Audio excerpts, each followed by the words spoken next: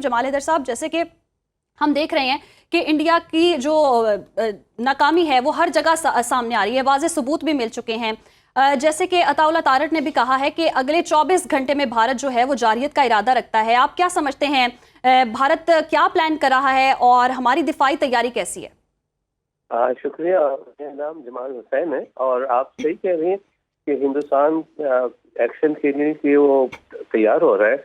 अब मैं इधर बात कर लूँ कि जो उनकी परवाजें हुई हैं रफेल की और पाकिस्तान ने रिएक्शन अपना दिखाया, तो इसको आप इस तरह आसानी से ना लें। ये जो मेरा तज्जिया है, ये एक्सप्लोरेटरी रेज होते हैं। वो आके देख रहे हैं कि हमारी रिएक्शन कैसी है, वो ढूंढना चाह रहे हैं कि कहाँ पे उनको मौका मिलता है कि वो हमला कर सके। तो ये कहना कि वो भाग गए वगैरह, मैं ख्याल से ये थोड़ी सी जाती होगी। ये एक्सप्लोरेटरी रेट से दोनों तरफ से तैयार है। हिंदुस्तान ने 65 की जंग के बाद जब उनकी परफॉर्मेंस बहुत खराब थी, 71 की जंग में उन्होंने कुछ सबक करके बेहतर कारदगी की थी। इसी तरह मेरा तजर्बा यही है कि 2019 में जो उनको बदनामी हुई थी उससे उन्होंने कुछ सबक सीखा है। इस तरह पाकिस्तान एयरफोर्स ने भी अपने सबक जो लेसन थे 2019 के, उससे और भी अपने आप को इम्प्रूव करने की कोशिश की। और जहाँ तक मेरा अंदाजा है, दो जगहों पे पाकिस्तान एयरफोर्स ने बहुत ही मेहनत की है और इम्प्रूवमेंट की है। एक है इलेक्ट्रॉनिक वॉरफेयर और दूसरा है साइबर वॉरफेयर। इलेक्ट्रॉनिक वॉरफेयर और साइबर वॉरफेयर पे आजकल की जो एरियल जंग है, ये दो चीजें मुख्य है। और सबसे एडवांटेज अभी पाकिस्तान एयरफोर्स में है कि अनलाइक पहले हमारे पास जो मिसाइल्स थे बियॉन्ड विजन रेंज मिसाइल्स, उनकी रेंज जो इंडियन एयरफोर्स के राफेल मिसाइल से कम थी। लेकिन जब से हमारे पास P-15 जो मिसाइल आया है, उसकी जो रेंज है, पिकअप रेंज, लीथल रेंज और इफेक्टिव रेंज, वो उनके मिसाइल से ज्यादा है। हमारे जमाने में जब व्हेन आई वाज यंग, उस वक्त जो हमारी लड़ाइयाँ होती थी शॉर्ट रेंज पे होती थी, 2-3 माइल पे। वहाँ पे इससे परफॉर्मेंस ज्यादा होती है, एयरक्राफ्ट परफॉर्मेंस, हैंडलिंग परफॉर्मेंस। लेकिन आजकल इस मोस्टली इलेक्ट्रॉनिक वॉरफेयर और साइबर वॉरफेयर, और जिसके पास ज्यादा महारत इसमें है उसको बेहतरी हासिल होगी, उसको ज्यादा मौका मिलेगा कि वो दुश्मनों को गिरा दे। तो ये है, अभी पूरी तरह तैयारी कर रहा है। मैं थोड़ी सी और बात कर दूं कि हमारे ये जो आजकल की सिचुएशन है, इसको जरा पीछे जाए। 71 की जंग के बाद जो 5 ऐसे मौके आए, कारगिल के अलावा, कारगिल भी जंग हुई थी, कि हम वॉर के करीब पहुंच गए थे।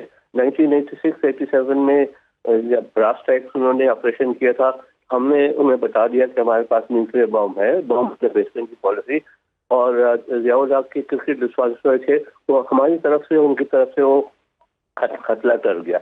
उसके बाद आप 2002 पे आ गए, जब फौज आमने सामने आ गए थे और वहाँ पर 6-7-8 महीने तक खतरा था ये कि लड़ाई हो जाए। उस वक्त अमेरिकन और बाहर फोर्सेस को हमने बता दिया था कि अगर हमला होता है और अगर ये एक्सकेलेट कर जाता है तो फिर न्यूक्लियर वेपन्स के इस्तेमाल को हम रूल आउट नहीं करते। तो भारत पर प्रेशर पड़ा, वो खत्म हो गया।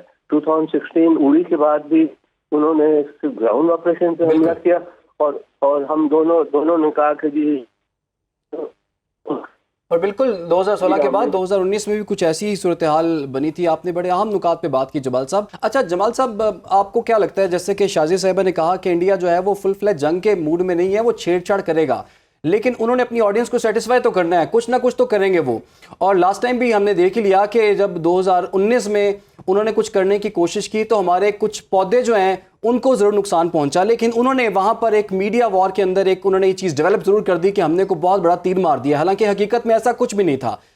क्या ऐसा हो जाए तो हम ये चीज समझें कि इंडिया ने जो है वो इसको एस्केलेट कर दिया है और अब ये दो बड़े खत्ते के बड़े मुमालिक जो दो हैं वो जंग में उतर आए? फिर ये शादी बिल्कुल सही। और इसमें एक और चीज कहना चाहिए कि इंडिया और पाकिस्तान है तो दोनों के पास ऐसे वेपन्स हैं जिसे हम स्टैंड ऑफ वेपन्स कहते हैं। यानी कि वो अपने अंदर विदाउट बॉर्डर वायलेट करते हुए वो आपको कुछ 30-40 किलोमीटर दूर पे निशाना बना सकते हैं।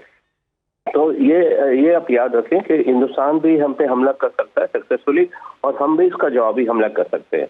और ये मेरा भी यही ख्याल है कि वो इसको फुल स्टेज पार नहीं चाहता, बिकॉज वो न्यूक्लियर फैक्टर आ जाता है, पहली बात। और दूसरी बात है कि एयर पावर जो अटैक होता है वो बहुत एक्सक्लेटरी होता है, उसको कंट्रोल करना बड़ा मुश्किल होता है। आपने 2019 में देखा था, वो तकरीबन इंडिया ब्रह्मोस मिसाइल लगाने की तैयार थी, उनको इतना नुकसान उठाना पड़ा, लेकिन बाहर से जब प्रेशर आया तो उन्होंने पीछे हट गए। और मैं जो आखिरी बात ये कहना चाहता हूँ कि हमें इंडिया को कन्विंस करने की कोशिश भी नहीं करनी चाहिए। उन्होंने तो माइंड बना लिया ना, चाहे वो फॉल्स फ्लैग ऑपरेशन था या ऑपरेशन उनके अंदर से किया था, वो तो यही पोर्ट्रे करेंगे पाकिस्तान में हमला किया था ताकि वो अपने इसको सेटिस्फाई कर सके। आप 2016 का देख लें, 2019 का देख लें, अभी भी देख लें, और कारगिल का भी देख लें। जब भी इस किस्म के हमला होते हैं और जब ये एक्सप्लोरेटरी इस तरह हो जाती है कि न्यूक्लियर फैक्टर का खतरा होता है, पूरी दुनिया आ जाती है अंदर, और अंदर आकर वो उस पर जोर करते हैं जो उनके खिलाफ से एग्रेसर है। 1998 में हम पे प्रेशर आया था कि हमें एग्रेसर करार दिया गया था। 2002 और 2019 में इंडिया पर प्रेशर है, उसे पीछे हटना पड़ा। तो हमें जो हमारी जो पॉलिसी है, दुनिया को कन्विंस करना है कि इंडिया की जो कहानी है कि हम टेरर को प्रमोट कर रहे हैं, बिल्कुल गलत है। हमें पूरी रसाई देनी चाहिए वर्ल्ड फोरम को कि हमने सारे जिहादी ग्रुप को खत्म कर दिया है, किसी को हम इजाजत नहीं देते। अगर इक्का दुक्का कोई करता भी है तो हम उसको सख्ती से निपट लेते। इस पे अगर हम कामयाब होते हैं तो इंडिया से हमारा खतरा बिल्कुल डर जाएगा। लेकिन अगर इंडिया उन्हें कंसिस कर दे वो 2088 के बारे में, और जहाँ पे उन्होंने वादे सबूत भी देते कि पाकिस्तान की कुछ सेगमेंट्स इन्वॉल्व थी, तो इसलिए जो आप अगर अगर आप देखते जो गार्डियन वगैरह का उन्होंने ये रूल आउट नहीं किया है कि पाकिस्तान की इसमें इन्वॉल्वमेंट है। तो हमें ये चाहिए कि उनको अपनी पूरी तरफ से कन्विंस कर दे कि हमारी इन्वॉल्वमेंट इसमें कोई नहीं है। अगर ये हम कर सकते हैं प्रॉपर्ली तो फिर खतरा बिल्कुल टल जाएगा और हिंदुस्तान को पीछे हटना पड़ेगा। ठीक है जी, बहुत बहुत शुक्रिया आपका जमाल साहब, हमारे साथ मौजूद थे। शाजिया साहब, आपका भी बहुत बहुत शुक्रिया। और बात वही है कि भारत ने इतने दिन होने के बावजूद भी कोई सबूत नहीं पेश किए, लेकिन हमने कल देख लिया कि कल एक अहम प्रेस कॉन्फ्रेंस भी हमने अपने नाज़रीन को दिखाई थी DGISPR की। उसमें कुछ सबूत जो हैं वो दुनिया के सामने रखे गए, कुछ ऑडियो कॉल जो हैं वो सुनवाई गई। और आज भी एक अहम डेवलपमेंट है कि DGISPR और नायब वज़ीर-ए-आज़म इसहाक डार 7:10 पर एक अहम प्रेस कॉन्फ्रेंस करेंगे। तो पाकिस्तान ने अपनी जिम्मेदारी जो है वो तो पूरी की, सबूत दुनिया के सामने रखे।